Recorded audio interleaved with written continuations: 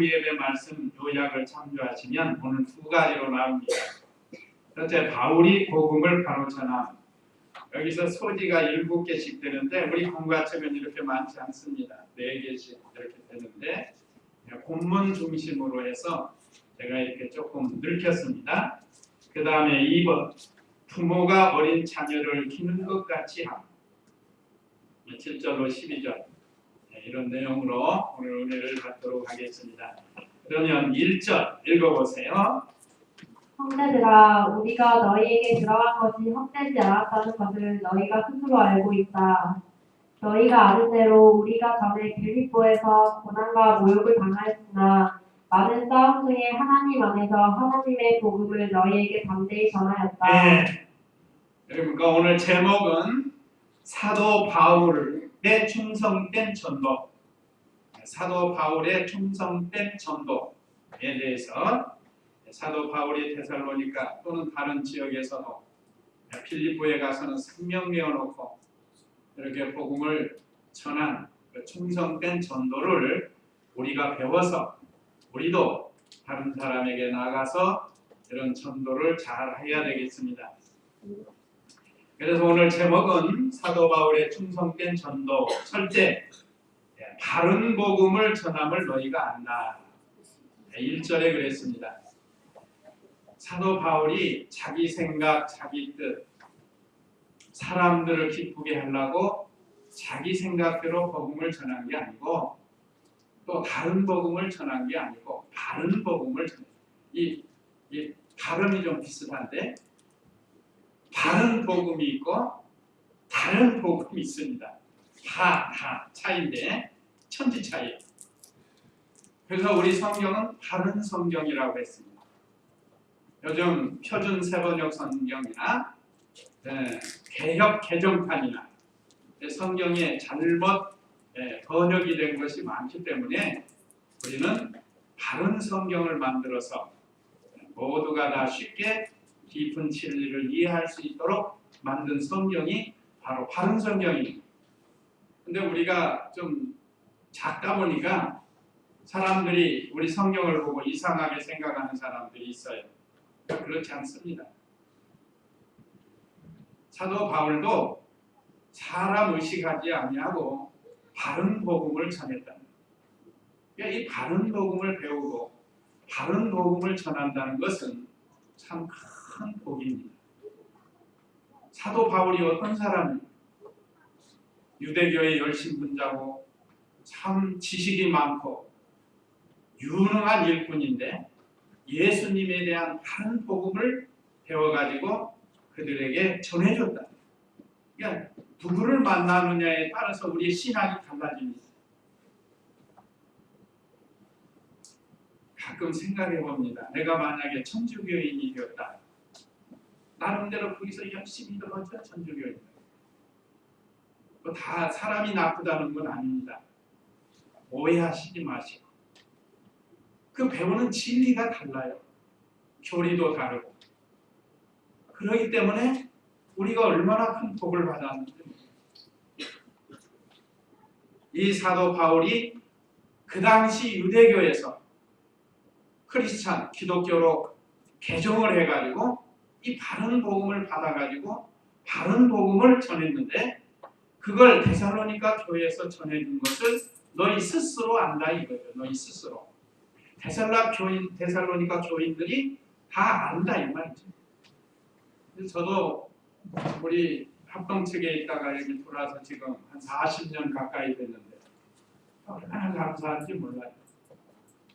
지금 뭐 열린 예배드리고 많이 이렇게 진리에서 발전해서 나가는 그런 분들이 많은데 우리에게는 이렇게 바른 복음을 배울 수 있도록 은혜 주신 게 감사합니다. 저도 배운 대로 저 바른 복음을 전하도록 힘을 쓰려고 노력하고 있습니다. 근데 우리 성도님들이 하나 좀 이해하실 것은 강의하고 예배하고는 다릅니다. 강의라는 것은 다 재미있게 웃기면서 이렇게 할 수 있어요. 그러나 예배는 그렇지 않습니다. 예배의 대상이 하나님이신데 우리가 하나님 앞에 경건하게 예배드리는 것이 옳습니다. 성경에 보면 툭 치고 뭐 나팔 불고 하는 것도 있습니다. 그건 예배 시간에 한 게 아니고 예를 들어서 전쟁에서 승리하고 왔다든지 무슨 절기가 있어서 특별한 날 그런 때는 소고도 치고 나팔도 불고 춤도 추고 할 수도 있었습니다. 그러나 하나님 앞에 제사 지낼 때는 그렇지 않아요. 제사가 예배인데 이걸 우리가 이해하고 혹시 요즘 CTS 같은 기독교 텔레비전 혹시 볼 수 있는데 그런 걸 잘 분별해서 봐야 됩니다. 만약에 예배 시간에 웃기고 한다는 것은 그건 옳지가 않아요.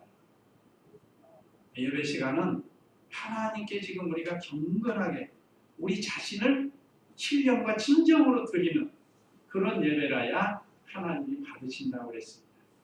그러니까 여기서 바울도 뭐 사람을 기쁘게 하려고 하는 게 아니고 하나님을 기쁘시게 하려고 뭐 사람이 많던 적던 간에 바른 복음을 전했다는 것. 그걸 데살로니가 교인들도 알고 하나님도 알고 바울 자신도 안다는 거예요. 그러니까 너희가 스스로 알고 있다 했지만 사실은 자기도 알고 하나님도 알고 계시는 거예요. 자, 오늘 우리가 예배 드리는 것, 이 바른 예배를 드리는 것 하나님이 알고 계십니다. 가인과 아벨, 가인도 예배 드린 거예요. 아벨도 예배 드렸습니다. 그러나 아벨의 제사는 받으셨지만 가인의 제사는 받지 않으셨다. 그러니까 아벨이 바로 바른 예배를 드린 거예요.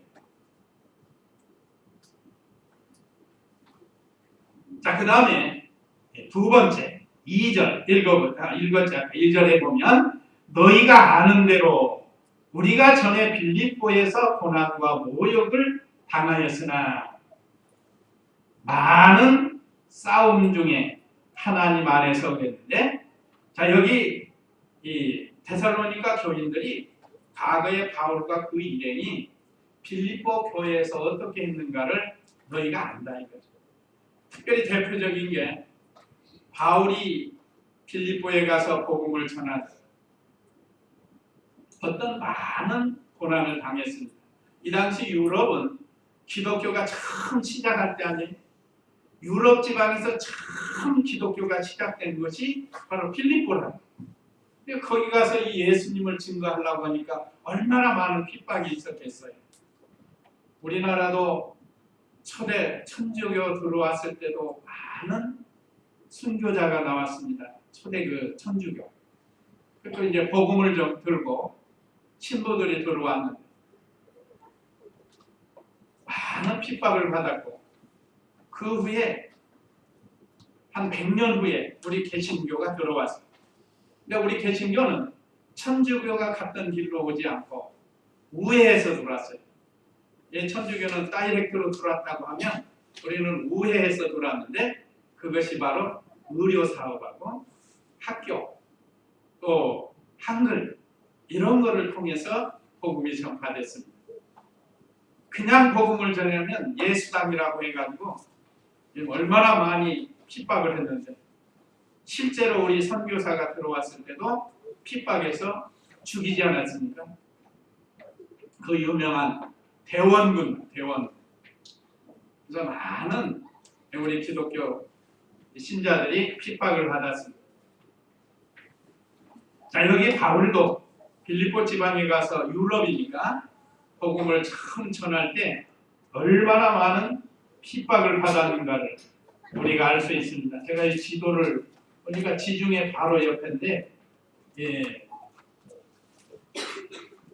루마니아, 불가리아 그쪽이 이제 맨 위쪽에 지금은 마게도냐라는 나라가 하나 생겼습니다.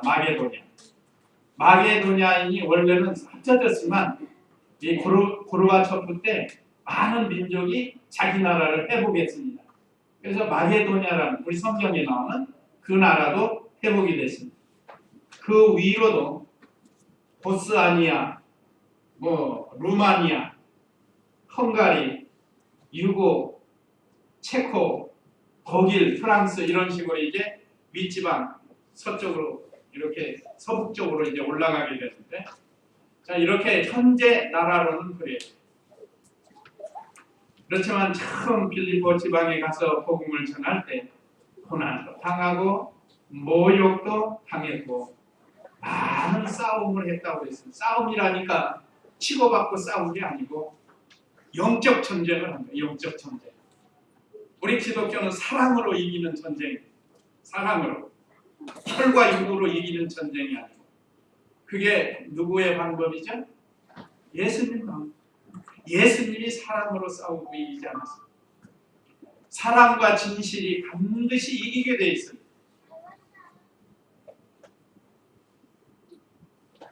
그래서 바울도 빌립보 교회에서 많은 모욕을 당하고 고난당한 것을 너희가 안다.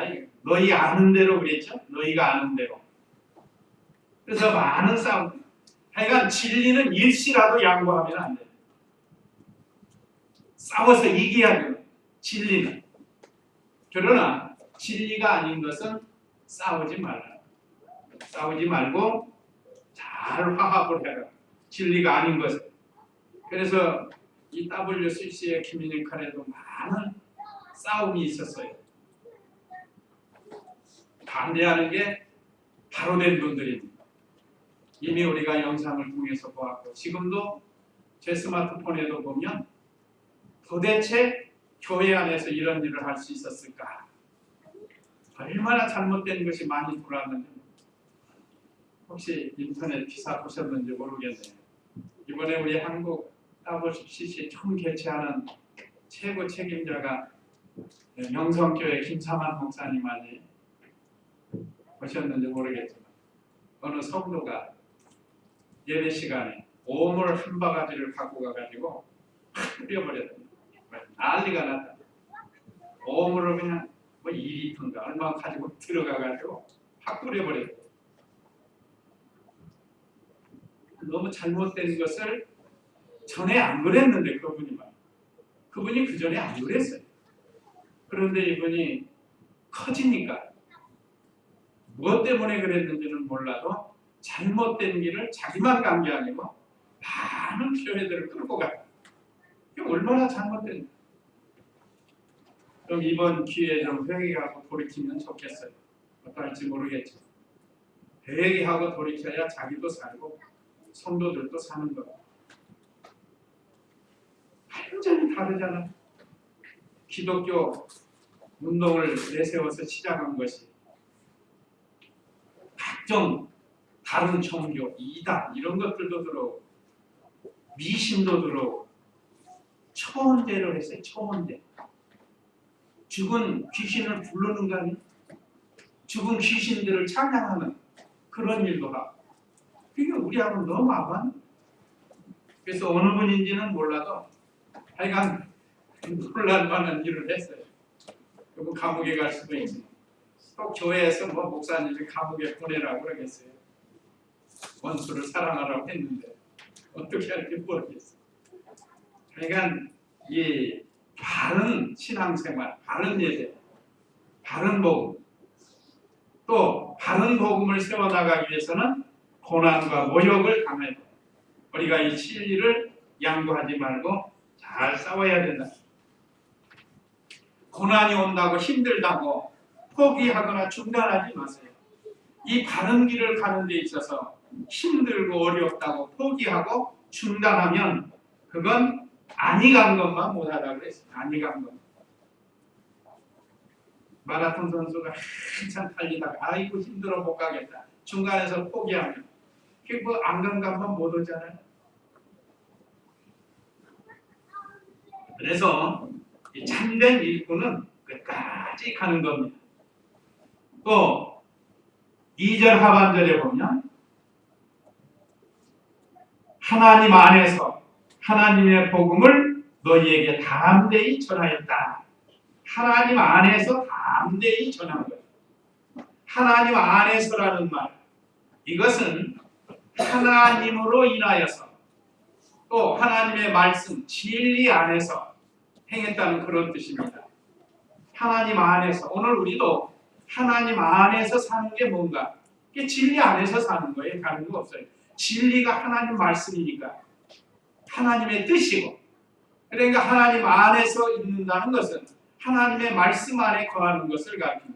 말씀 밖으로 이탈하면 그건 하나님 안이 아니고 하나님 밖이 되는 거죠. 하나님 밖에 있는 사람은 사랑을 받을 수가 없는 거예요. 그래서 하나님 안에서 하나님의 능력으로 담대히 전했다는 거예요. 우리가 믿는 일 하다가 힘들고 어려워도 우리가 이 진리 안에서 하나님 안에서 담대히 믿음을 지켜나가는 이 바울과 같은 이런 믿음이 표해야 한다는 것. 또 3절 읽어보세요. 우리의 권면은 기만이나 불순함에서 나온 것이 아니며 속임수에서 나온 것도 아니다. 예, 우리 구역 한번 볼까요? 구역에 보면 우리의 권면은 간사, 부정, 괴계 세 가지. 여기에서 나온 게 아니라 이것을 오늘 바른 성경에서는 세 가지로 기만은 간사한 거예요. 또 불순함, 아까 뭐라고 그랬지? 부정한 거. 그 다음에 괴계는 속임수. 이렇게 쉽게 번역이 된 거예요. 아이는 이거 간사나 부정이나 괴계가 무슨 소리인지 모르잖아요. 그런데 이거 중구능구는 우리 성경을 알 수가 있다. 자, 그래서 우리의 견문은 기만이나 불순함에서 나온 것이 아니며 속임수에서 나온 것이 아니다. 바울은 거짓 선지자들처럼 기만이라는 게 뭔가 하면 아까 그 구역에는 간사함이라고 하는데 다른 사람을 혐오히 속이는 거예요. 요즘 사기꾼들이 많이 쓰죠. 다른 사람을 혐오하게 속인다. 나쁜 쪽으로 머리를 써가지고 혐오하게 속이는 것. 그것이 기만이고 구역의 간사함이라. 그러니까 혐오하게 속이는 말 하면은 안 돼요. 언제나 우리는 하나님 앞에 진실하도록 힘을 써야 돼요. 진실. 하나님 다 보고 계시고 알고 계시기 때문에 진실해야 된다. 그 다음에 불순한 것. 이것은 뭔가 자기의 욕심을 채우기 위한 말.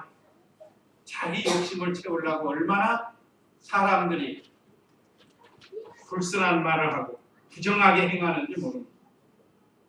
부정한 일 행하다가 걸려가지고 감옥에 가는 사람들 많지 않습니까? 부정한 건 옳지 않은 거예요. 옳지 않은 거. 불륜, 부정, 불의 이거 다 비슷비슷한 건데 용도는 다르지만 우리 성도님들은 이런 거 생각도 하지 말아야 돼요. 또 불순함, 죄송합니다. 속임수, 이건 간사스러운 꾀. 뭐 보이스피싱 같은 거 이거 전부 이 속임수 아니에요? 속임수. 그럴듯하게 속인다. 그런 사람이 넘어가요. 오늘 우리 성도님들은 이걸 잘 분별해서 첫째 자기가 넘어가지 말아요.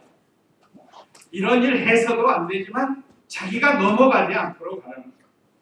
그래서 속이는 사람들을 보면 꼭박 넘어가게 만들어요. 교묘하게 속이기 때문에 마치 거짓이 아닌 것처럼 말한다. 그게 사기꾼이에요. 제 스마트폰에 사기꾼이라고 전화번호 몇 개 있어요. 그건 그 보이스피싱인가 그 사람들이거든. 그 번호가 딱 뜨면 사기꾼이다. 그래서 받지도 않게 그렇게 해놔야 돼요. 그냥 엉겹길에 받으면 바로 20만 원이 빠져나간다. 어쩐다나 그런 거 있잖아요. 아주 그런 거 정보를 받으면 거기다가 사기꾼 이렇게 딱 해놔가지고 그 번호가 뜨면 이건 사기꾼이다. 다시 전화했다 하면 돈이 그냥 빠져나간다. 기술도 좋아요. 그 얼마나 머리가 좀 못된 대로 교묘하게 속여가지고 사기치고. 이게 바로 오늘 여기 말씀드린 기만, 불순함, 속임수 그런 말들인데 바울은 그런 말을 한 게 아니라 진실을 말한 겁니다. 오직 하나님께 받은 복음을 순수하게 전한 거예요. 하나님 말씀을 순수하게 뭘 섞어서 하면은 안 돼요.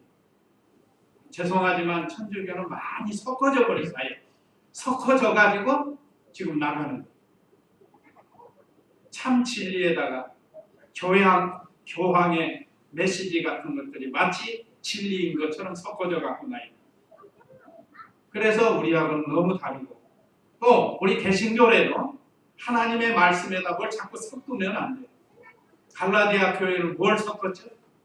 믿음으로 구원받는다고 바울에게 배웠는데 무슨 소리냐? 믿음에다가 이것을 더하면 다 좋지 않느냐? 이건 아브라함 때부터 왔다. 뭐예요 그게? 할례를. 그걸 섞어놓은 거예요. 그래서 바울이 갈라디아 교인들을 책망하고 교훈하고, 그럴듯하잖아요. 유대인들에게 있어서는 아브라함의 할례를 얼마나 중요하게 여기는데 어떻게 예수 믿음으로 받아? 너무 싱거워. 그래서 할례는 몸에 나타나는 거잖아요. 하는 사람이나 받는 사람이나 마치 막 뭐가 금방 있는 것 같은. 그러니까 우리 신앙생활에서도 뭐가 막 뚝뚝 떨어지는 것 같고 뭐가 막 불이 오는 것 같고 그런 걸 조심해야 돼요. 잘못하면 거기에 미혹받아요. 그래서 이단이 되고 잘못된 대로 그러는 거예요. 그래서 옛날에 부흥이 할 때 얼마나 실제도 있었지만 거짓도 많았습니다. 거짓도. 얼마나 거짓이 난무했는지. 어떻게 해서든지 성도들 끌어모아가지고 연모하게 만들어가지고 그거 수익 잡으려고 그런 식으로 한 거예요. 그래서 우리는 사경에 성경을 집중적으로 배워요. 이번에 전주 노방규 목사님, 우리 스승 목사님 연세가 많으시죠. 70이 훨씬 넘으셨는데 이제 금년에 은퇴하십니다. 근데 그분들은 성경만 가르쳐요. 성경. 그 다음에 2월 달에는 또 한빛교회에서 고성남 목사님 모시고 또 자격이 한다는 거예요. 이럴 때 우리가 힘써서 한 번씩 참여하면 좋아요. 별식을 한 번씩 해요. 별식. 갔다 와서 은혜 받고 더 믿음 생활을 잘하면 돼요. 비교하려고 하지 말고 더 믿음 생활 잘해야겠다. 그래서 사경회가 필요하고 그런 거. 옛날에는 부흥회가 성령 받으라고 어쩌가지고 입에다가 새소리 나는 거 집어넣어가지고 그 새소리 나는 거 아시죠? 옛날에 장난감에 보면 삑 여기서 들어오면 삑 이쪽에 들어오면 삑 소리 나는 거 있었죠? 삑삑삑삑삑 소리 나는 거. 그거 뜯어보면 요만한 그 새붙이로 만든 바람 소리 나는 거예요. 다른 게 아니고. 그러면 부흥사가 입에다 넣고 마이크다 대고 불어버리면 막 이 오디오 시스템이 잘 됐으니까 막 사람들이 깜짝깜짝 놀래고 마치 뭐가 오는 것처럼 뭐 가슴이 탔다 뭐 등허리가 탔다 성령 받았다 그래가지고 속이는 거예요. 또 그게 넘어가요. 그러니까 넘어가니까 또 할만하죠. 그러나 지금은 그런 게 없어요. 지금. 그래서 사경에만 여전히 꾸준한 거예요. 사경. 자 이렇게 순수한 복음만 전합니다. 우리식으로 하는 이 강해식이거든요. 우리 강해. 한 절 읽고 해석하고 한 절 읽고 해석하고 거기다가 조금씩 예화를 들어서 이렇게 하기도 하는데 어쨌든 이 강해식 설교가 성경 배우는 데는 최고예요. 더군다나 이 성경을 바로 해석해서 나가니까 얼마나 좋은 거예요. 이게 바로 사도 바울이 순수한 복음만 전했다고 그들에게 말하고 있습니다. 그러니까 기만이나 불순함이나 속임수에서 나온 것이 아니고 순수한 복음만 너희에게 전했다. 오늘날 우리도 그렇습니다. 우리도 사경에 가보면 우리 똑같아요. 성경 읽고 해서 성경 읽고 해서 우리 이 목사님 막 넘어가다 중요한 데 있으면 막 하죠. 그래서 1시간이면 성경 한 장씩 그냥 여기 나가는 거예요. 자, 이와 같이 이 순수한 복음만 전했다고 말하고 그 다음에 4절 읽어보세요. 우리는 하나님께 인정을 받아 복음 전할 부탁을 받은 자들처럼 말하니 이는 사람들을 기쁘게 하려는 것이 아니라 우리의 마음을 감찰하시는 하나님을 기쁘시게 하려는 것이다. 예. 자, 여기 4절은 첫째는 사람들을 기쁘게 하려는 것이 아니라는 거예요. 자, 4절 하반절에 사람들을 기쁘게 하려는 것이 아니라 우리는 하나님께 인정을 받아 복음을 전할 부탁을 받은 자들처럼 말하니 그래요. 저희가 하나님이 예수 그리스도를 통해서 부름을 받은 사도들과 같이 똑같이 말한다는 거예요. 바울도. 그래서 코드가 맞는 거죠. 여기서 다른 말 하면 사도들하고 안 맞는 거예요. 저도 그렇습니다. 다른 거 하려면 할 수가 없고 코드가 안 맞아요. 근데 여기 사람들을 기쁘게 하지 않는다고 했는데 이 거짓 선지자들은 하나님보다 사람을 기쁘게 하는 거예요. 그래서 온갖 여러 가지 행사를 다 합니다. 어쨌든 사람들 많이 모으려고. 그래서 우리 이 목사님 그 연세대학교 앞에 보면 큰 창천교회라고 있습니다. 거기가 창천동이거든요. 이 창천교회가 있어요. 그래서 집회 때마다 가끔 그 말씀하셔요.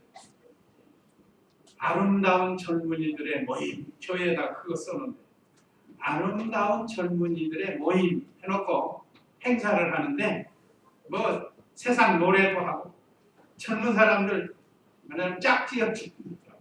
거기가 좀 죄송하지만 연애하라고 모이는 것이 바로 예배, 그 예배당이라는.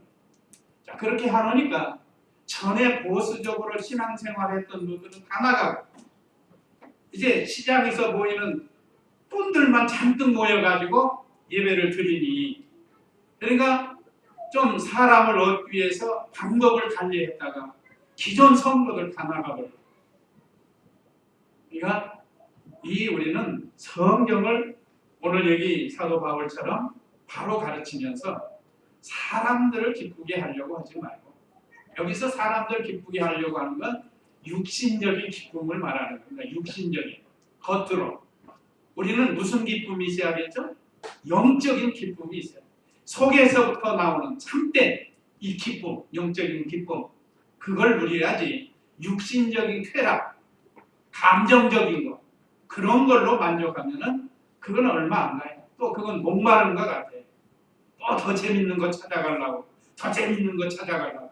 그러다 보니까 교회가 엉망이 되는 거예요.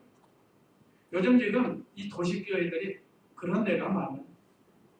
우리는 좀 부족했고 적더라도 이 바른 진리를 배워나간다는 이 자부심을 가지시고 먼저 영적인 즐거움을 가지고 얼마나 좋아요. 영적인 즐거움. 그건 죽어도 빼앗기지 않아요. 죽어도 어떤 고난이 와도 빼앗기지 않는 이 영적 즐거움 이런 것들이 우리 속에 있어야 돼요.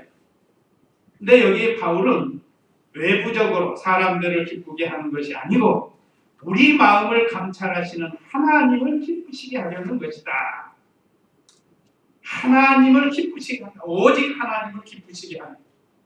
이거 우리 성도님들도 영적인 기쁨이 있으면 누가 기뻐해? 하나님이 기뻐하십니다.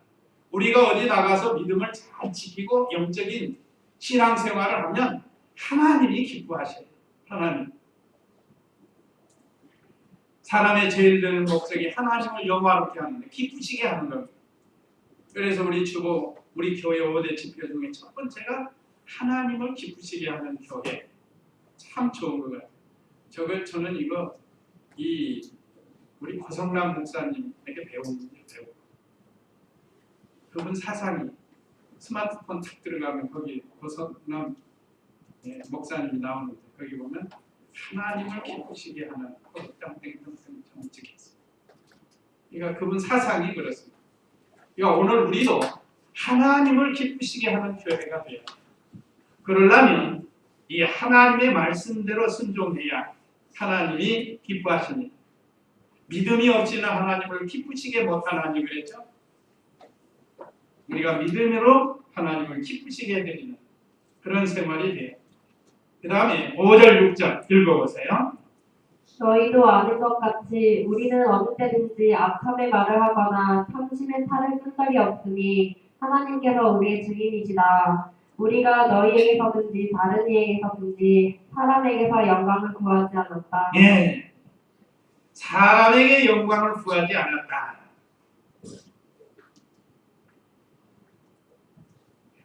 그 바울 사상이 내가 사람의 영광을 구했다면 나는 그리스도의 사도가 아니다 라고 했습니다. 그러니까 언제나 하나님께 영광을 구하는 생활, 그것이 바울의 신앙 사상입니다. 그래서 너희도 아는 것 같이 우리는 어느 때든지 아첨의 말을 하거나 탐심의 칼을 쓴 적이 없으니, 아첨하는 사람은 반드시 남을 해하게 되어 있습니다. 반드시 자기 이익을 보려고 하는 거예요. 그래서 바울은 아첨하지 안 하고 언제나 마음을 감찰하시는 하나님 앞에서 말도 하고 생활도 한 거예요. 정치하는 사람들 옛날에 보면 그 아첨 많이 하잖아요. 아첨 잘한 사람 중에 하나가 우리 초대 대통령 이승만 대통령 옆에 있던 이기붕 씨래. 이기붕 씨가 아첨을 참 잘했다. 어떤 아첨까지 했는가 하면 지금 낚시터에 가가 대통령께서 신진대사로 인해서 하고 방구를 기다렸대. 그랬더니 가까이 시원하시겠습니다. 그랬대. 아첨의 대명사를, 아첨의 대명사. 그러니까 아첨하는 것은 분명히 어떤 속셈이 있어서 그런 아첨, 아부. 우리는 불순한 생각을 가지고 그런 말, 행동을 해서는 안 돼. 탐심의 탈도 마찬가지예요. 탐심, 욕심. 욕심에 대한 탈을 쓴 적이 없다. 특별히 우리 교역자들은 이런 일이 없도록 해야 됩니다. 요즘 대형 교회들 문제가 많죠. 혹시 아시는 분? 참 안타까운 욕심이 그렇게 생겨가지고 한국 교회에 많은 어려움을 안겨주는 욕심, 탐심, 탈을 쓰지 않도록 해야. 자, 하나님께서 우리의 증인이시다. 이걸 하나님이 알아주신다. 하나님이 알고 계신다는 그런 뜻입니다. 자, 그 다음에 사람에게 영광을 구하지 않는 이 6절에 보면 우리가 너희에게서든지 다른 이에게서든지 사람에게서 영광을 구하지 않았다. 거짓 선지자들은 사람들에게 영광, 그저 사람들에게 인기 얻으려고 하는 거예요. 인기 얻으려고. 그러니까 거짓말도 밥 먹듯이 하고 아는 것도 했다고 그러고. 이게 얼마나 거짓된 거. 사람들에게 인기 얻어. 자기 자랑하고. 그러나 참된 종들은 모든 영광을 하나님께 돌립니다. 우리가 사람에게 영광 받으려고 하는 것을 피하는 게 좋습니다. 그래서 저도 가급적이면 잘 칭찬을 잘 안 해요. 하나님이 아십니다. 어쩔 때는 가끔 하지만 잘 안 하는 편입니다. 왠거니 하나님께 영광 돌린 건데 너무 사람들에게 영광 받으면 안 되니까. 그래서 세례 요한도 요한복음에 보면 나는 광야에서 외치는 자의 소리로다. 소리는 말만 남겨놓고 없어지는 거 아니에요. 그러니까 예수님만 나타내고 자기는 없어지는. 그는 흥하고 나는 쇠하다. 이것이 바로 하나님 영광을 위해서 사는 대표적인 인물이라고 할 수 있습니다. 바울도 마찬가지. 나의 나된 것은 하나님의 은혜로, 내가 한 게 아니고 하나님 은혜로 된 것이다. 그래서 하나님께 영광을 돌리는 거예요. 한 번은 제가 이 목사님 쪽에 위에 있을 때 이렇게 가방 들고 제 가방 들고 한 1년 따라다니고 뒤에 따라가면서 기도실로 올라가십니다. 목사님 참 감사합니다. 실제로 이렇게 좋은 기도원을 세워서 너무 감사합니다. 내가 했나? 하나님이 하셨지. 그러시다. 그러니까 영광을 하나님께 돌리는 거죠. 그러니까 우리도 모든 일은 하나님께 영광을 돌려드려야지 자기가 영광 받으면 안 된다고 바울 자신도 그랬습니다. 사람에게서 영광 구하지 않는다. 오히려 멸시천대를 받아도 하나님께 영광을 돌린 이 바울. 그래서 바울이 복음을 바로 전한 이 내용을 우리가 배우고, 그 다음에 두 번째는 부모가 어린 자녀를 기르는 것 같이 했다고 했습니다. 7절에서 12절인데 7절 읽어보세요. 우리가 그리스도의 사도로서 권위를 주장할 수도 있었으나 오히려 너희 가운데서 유순한 자들이 되어 유모가 자기 자녀들을 기르는 것 같이 하였다. 예. 첫째, 권위를 내세워 주장하지 않았다는 거예요. 사실 권위를 내세울 수 있지만 권위를 내세우지 않은 거죠. 어떤 분들은 목사님들이 여러 분 있어요. 성격도 다르고 막 권위 내세워가지고 성도들을 막 자기 수하해두고 무시하고 그런 분들도 계셔. 근데 저는 그런 성격이 못해요. 어떻게 생각하실지 모르지만 그냥 예수님의 온유, 겸손을 배워보려고, 또 천하보다 귀한 생명이 우리 성도님들이에요. 이 성도님들이 얼마나 귀해요. 지난 한 해 동안도 하나님이 같이 믿음 생활할 수 있도록 해준 거 얼마나 귀해요. 그래서 저는 뭐 권위 내세우고 그런 건 없습니다. 그러나 말씀 속에 권위가 들어있는 줄을 알고 말씀에서는 권위로 받으시기 바랍니다. 제가 외형적으로나 이 말투로는 이 권위를 내세우지는 잘 못하지만 이 말씀 속에는 권위가 있는 줄 아시고 하나님의 말씀에 대해서는 권위를 받아야 됩니다. 이 바울도 권위를 내세우지 않았습니다. 여기 그랬죠. 우리가 그리스도의 사도로서 권위를 주장할 수도 있었으나 오히려 너희 가운데서 유순한 자들이 되어 그랬습니다. 이게 예수님 마음입니다. 마태복음 11장 29절에 나는 마음이 온유하고 겸손하니 그랬으니까 언제나 우리가 사람들 앞에 온유하고 겸손한 게 좋습니다. 싸워서 좀 이겨봐야 괜히 가서 속만 상합니다. 그런 사람들이 있잖아요. 그냥 어떻게든 이겨보려고 말도 거칠게 하고 힘도 써보려고. 그러나 그게 이기는 게 아니고 온유와 사랑이 이긴다는 거예요. 그래서 온유와 사랑으로 대당 마치 자녀에게 하듯 7절 하반절에 그랬습니다. 오히려 너희 가운데서 유순한 자들이 되어 유모가 자기 자녀들을 기르는 것 같이 하였다. 유모는 자기 친자녀가 아니잖아요. 유모니까. 친아버지는 누군가? 아버지 하나님이시. 그러니까 오늘 성도들은 하나님의 자녀들이라. 얼마나 귀한, 그야말로 천하보다 귀한 자녀들인데 이 자녀들이 믿음 생활 잘하도록 인도하는 역할이 바로 유모와 같은 우리입니다. 특별히 저도 마찬가지. 그래서 유모와 같은 심정으로 사랑하는 성도들을 마치 자녀를 기르듯이 이렇게 인도해 나가. 그동안 우리 성도님들이 잘 같이 협력해 주셔서 그래도 많은 사건 사고가 있었지만 이렇게 지낼 수 있게 해주신 게 얼마나 감사한지 모릅니다. 또 8절 읽어보세요.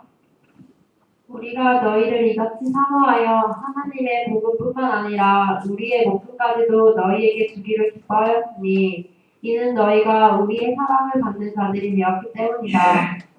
참 이 얼마나 바울이 성도들을 사랑하는가를 우리에게 가르쳐주고 있습니다. 이것이 예수님의 마음입니다.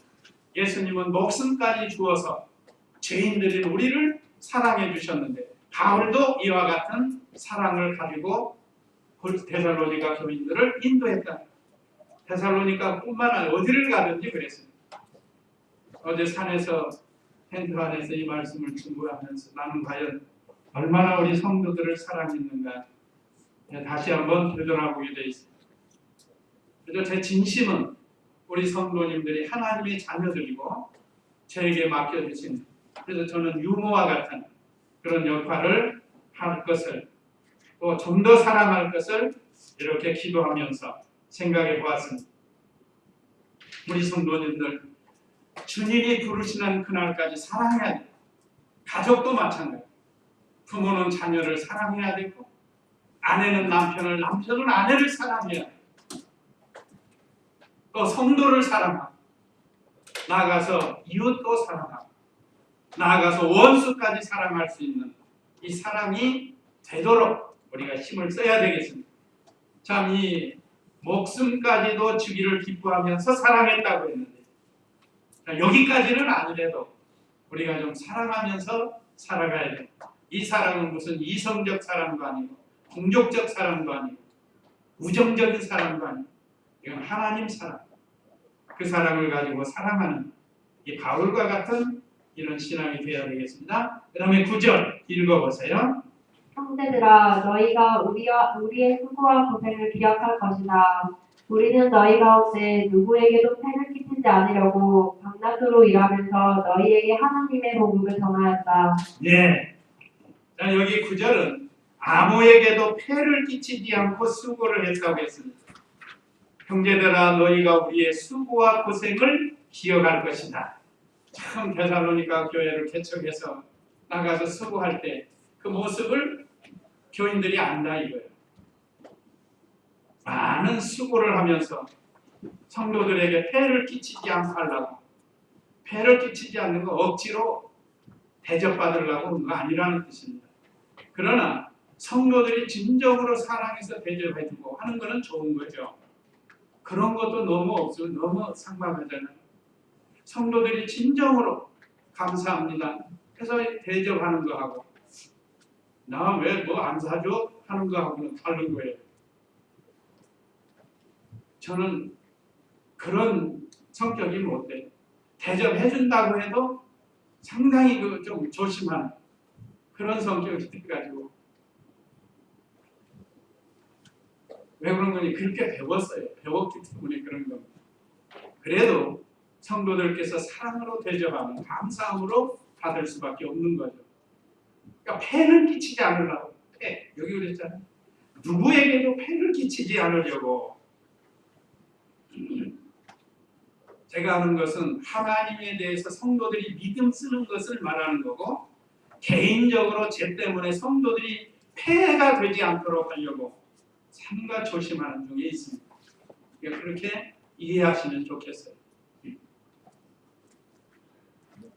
이 얼마나 이 아름다운 모습이에요. 특별히 여기서 밤낮으로 일하면서 너희에게 하나님의 복음을 전했다는 건데, 여기서 하나 또 우리가 참고하실 것은 개척교회 할 때는 그렇습니다. 일하면서 복음을 전하는 것.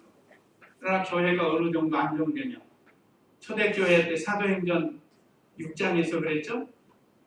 구제하는 것과 또 교회 사무 보는 것은 집사를 세워서 맡기고, 자기들은 기도하는 것과 말씀 전하는 것을 전무로 한다. 이것이 원교역자들이 행해야 할 일입니다. 그러나 참 교회를 개척하면 어려우니까 그때는 일하면서 복음을 전할 수 있습니다. 이게 여기 데살로니가 교회를 개척해서 바울이 얼마나 수고하고 고생을 했는가를 너희도 알지 않느냐? 그걸 전한 겁니다. 그러니까 개척교회 할 때 이렇게 수고하는 그런 일들을 합니다. 우리 임동희 목사님도 만나는 우리 중마동에서 고생 많이 했다고 아시죠? 오래 계시던 분들은 아실 거예요. 얼마나 고생했는지. 만나면 한번 물어요. 아시는 분들, 고집사님, 서집사님, 나머지 분들은 모르니까 얘기를 해요. 그래서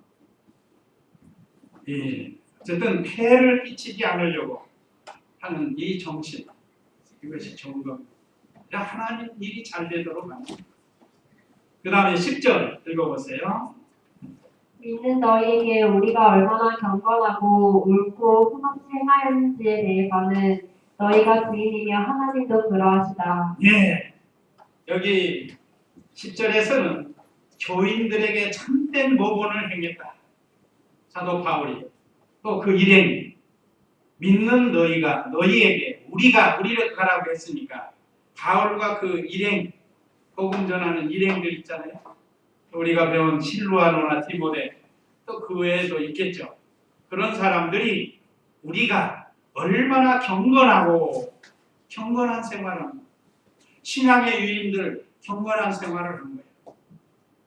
이게 좋은 겁니다. 우리 성도님들도 거룩한 하나님의 자녀니까 어디 가서든지 경건해야 안 믿는 사람같이 똑같이 먹을 거 먹고 또 놀 거 놀고 막 그렇게 하는 게 아니고 우리는 경건한 생활, 진리 안에서 다른 사람은 술 먹고 춤추고 놀아도 우리는 콜라나 사이다 마시고 그럴 수가 있는 거예요. 같이 마시면 안 돼요. 또 옳고 옳은 일을 행한 거예요. 옳은 거. 옳지 않은 것은 따라가지 마. 옳은 것만 행하라는 거예요. 옳은 게 뭔가? 하나님의 말씀이 옳은 거예요. 그러니까 하나님 말씀대로 하는 것이 옳은 겁니다. 또 흠이 없었다. 흠이 없도록 해야 돼요. 이건 행동을 가르치는데 우리 행동에 흠이 있으면 안 돼요. 그래서 동네 사람들에게도 손가락질 당하고 또 이웃집에서도 손가락질 당하고 흠이 없는 생활을 해요. 요즘 정치하는 사람들 그 다니엘을 좀 본받았으면 좋겠어요. 흠이 없다고 그랬죠. 다니엘 6장에 보고 다니엘을 잡아 죽이려고 애를 썼지만 정치적으로 도덕적으로 물질적으로 흠이 없었다. 그러니까 종교적인 걸로 물어가지고 사자굴에 들어가지만 살아나지 않습니다. 그러니까 흠 없는 생활. 말, 언행, 심사에서 흠이 없도록 하는 것. 이것에 대해서 너희가 증인이며 하나님께도 그러하다. 참 바울은 멋있는 사람. 데살로니가 교인들이나 하나님 앞에서 여기 세 가지 경건, 옳은 일, 흠 없는 이걸 행했다는 자신 있게 이렇게 기록할 수 있다는 게 얼마나 믿음을 쓰면서 살아요. 마지막 11절 12절 읽어보세요. 저희도 아는 대로 우리는 너희 각 사람을 대할 때 아버지가 자기 자녀에게 하듯 너희를 권면하고 위로하며 너희에게 증거하였으니 이는 너희를 불러 자신의 나라와 영광에 들어가게 하시는 하나님께 합당히 행하게 하려는 것이다. 예, 아버지가 자녀에게 권면하듯 했다. 11절로 12절 너희도 아는 대로 우리는 너희 각 사람을 대할 때 아버지가 자기 자녀에게 하듯 너희를 권면하고 위로하며 너희에게 증거하였으니 그랬습니다. 이건 무슨 뜻인가 하면 바울이 교인들을 향해서 온유와 사랑으로 할 때도 있지만 아버지처럼 엄한 또 권면 말할 때도 있었다는 거예요. 그래서 양면성을 가지고 했습니다. 너무 아버지 쪽만 돼도 안 되고 너무 어머니 쪽만 하면 성도들이 버릇이 없어지고 우리 아이들도 마찬가지. 야! 강간하지 마. 이렇게 엄한 면도 한 번씩 있어야 된다는 거예요. 그래야 아이들이 듣고 정신을 차려요. 사랑으로만 하니까 내버려 두니까 막 장난하는 거예요. 그러니까 이런 양면성이 필요합니다. 자녀 교육도 마찬가지예요. 요즘은 아버지가 어머니 같고 어머니가 아버지 같은 시대가 뒤바뀌었습니다. 옛날에는 안 그랬거든요. 아버지가 얼마나 엄하게 우리를 길렀는지 몰라요. 그리고 어머니는 늘 온유와 사랑으로 대해주셨어요. 한 번도 욕 안 먹고 산 것 같아요. 제가 어머니한테. 아버지한테는 뭐 야단 많이 맞았지만 어머니한테는 욕을 안 하셔요. 그러지 마라. 욕은 아버지가 대신하시고 어머니는 그렇게 안 하셨어요. 지금은 근데 시대가 달라져가지고 어머니가 아버지가 됐어요. 그러니까 그 양면을 잘 활용해서 자녀들을 이끌어가야 된다. 그 다음에 마지막으로 12절 하반절에는 영광의 나라에 합당한 자가 되기를 원했다고 했습니다. 자, 이는 너희를 불러 자신의 나라와 영광에 들어가게 하시는 하나님께 합당히 행하게 하려는 것이다. 오늘 저와 우리 성도님들은 먹든지 마시든지 무엇을 하든지 하나님 앞에 합당하게 행하고 영광을 돌리는 그런 생활이 되도록 해야 되겠습니다. 오늘 우리에게 귀한 말씀 많이 주셨는데 이 말씀 기억하시고 우리가 믿음 생활을 잘하도록 다 같이 기도하겠습니다.